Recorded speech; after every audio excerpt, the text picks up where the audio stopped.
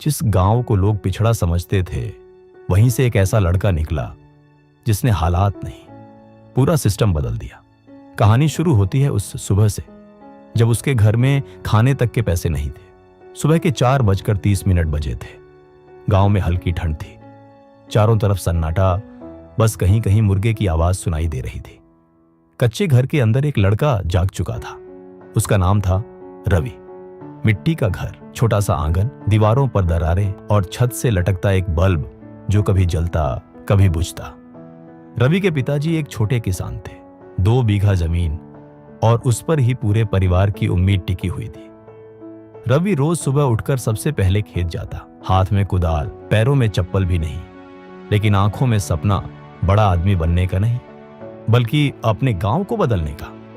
गांव वाले अक्सर हंसते थे, अरे रवि, पढ़ लिख कर क्या करेगा, शहर वाले ही आगे बढ़ते हैं, गांव वाले नहीं। ये बातें सुनकर उसका दिल जरूर दुखता था, लेकिन उसने कभी जवाब नहीं दिया।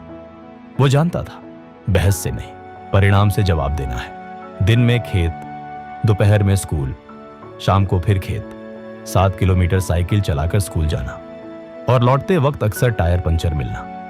लेकिन एक दिन स्कूल में टीचर ने पूछा, बड़े होकर क्या बनना चाहते हो? किसी ने कहा पुलिस, किसी ने कहा इंजीनियर। रवि खड़ा हुआ और बोला, मैं अपने गांव को बदलना चाहता हूं। पूरी क्लास हंस पड़ी, लेकिन टीचर ने ताली बजाई और कहा, सपना छोटा मत देखो, अगर सोच बड़ी है तो रास्ता खुद बन जाता है। उस दिन के बाद रवि बदल गया। समय बीता।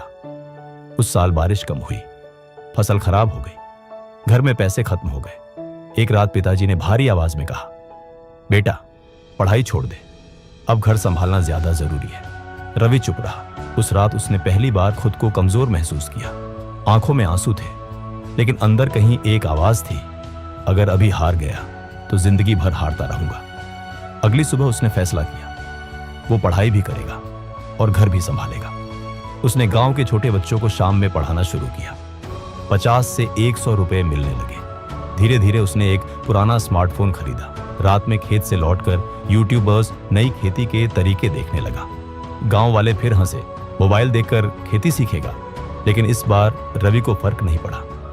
उसने अपने छोटे से खेत में नई तकनीक अपनाई। सबने कहा फसल खराब हो जाएगी, लेकिन जब कटाई का समय आया तो सबकी आंखें खुली की खुली रही।